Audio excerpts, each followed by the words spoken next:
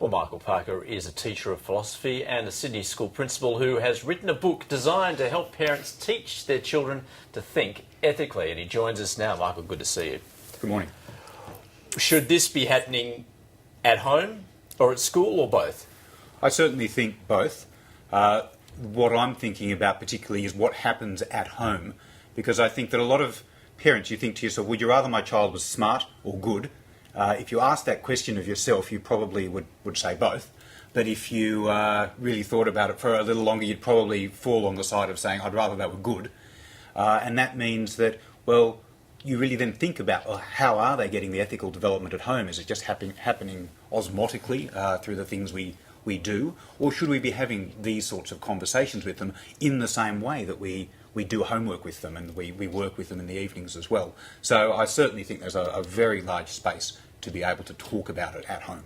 It's really quite interesting. I mean, when you get into the issues around ethics and how we learn them and creating a conversation, because I think for the most part we probably take things like this for granted. We don't actually really consciously dive in and unpick things. So it's great that you brought out the book, because it does help to put a frame around how we deal with these things. Yeah, that's right, because sometimes when you dive straight in to a conversation, you may not have all the armoury of ideas and backup and so on as you go in.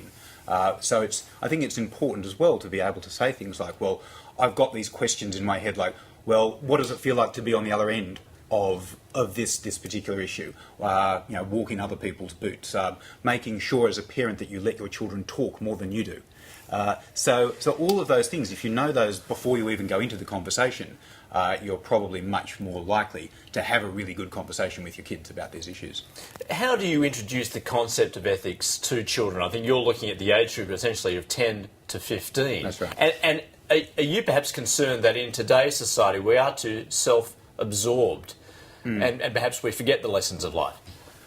I do think that so much of society does get us to think about our own happiness as pleasure, and to think as well about, well, what is it to live an ethical life, and what is it to be living in that way as well, as these conversations would bring out, is really important. And I think actually having the conversations about it, about things like lying, cheating, plagiarism, also things in the wider world, like aid in the third world and so on, the issues of torture that have come back up in America and in other countries in the world. I mean, these are. But how do you put that to a 10-year-old, for instance? Do you say, try and imagine yourself walking in this person's shoes?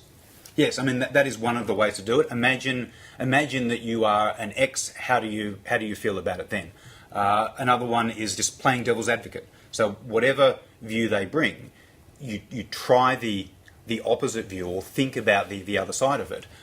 Not necessarily because you're agreeing with that other view, but just because you're really trying to thrash it out. So it's all about this liberal process of having a conversation, rather than a child being told on one side in an authoritarian way, which is no good, or the other extreme is just the permissive, well, whatever you think as a child, well, that's right, and we'll just go along with that because we don't want to intrude, or we don't want to work with it.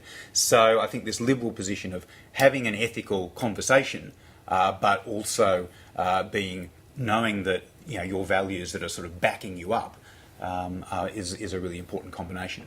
Well, it's an interesting point that was raised in some of the feedback that we've had come in this morning, that some parents may just be plain scared about about tackling some of these things. But I think in the book you've presented some really practical examples, and one of the one that has stuck out for me is, for those of us who may have done a little bit of downloading of music or things like that, is that something that we think is right or wrong, and opening up a conversation around something like that? Yeah, well, I mean, that's an excellent example of somewhere where parents sort of cede the territory.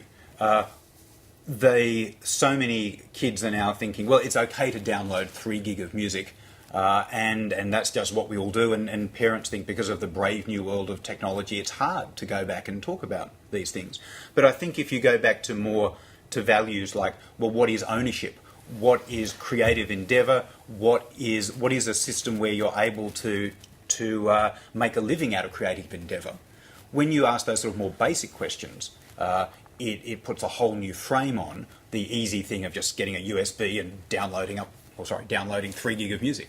Now, the issue of teaching ethics has become controversial in some areas, some states, because the perceived push to replace religious education with ethics. Now, you're saying that is actually a false dichotomy. Yes.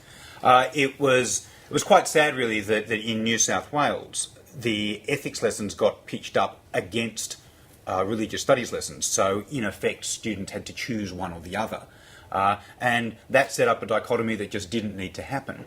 I think that ethics and religion, there is a lot of overlap. That's where a lot of the ethical precepts come from. But at the same time, it is entirely feasible to be ethical and to have an ethical system that's not based on religion.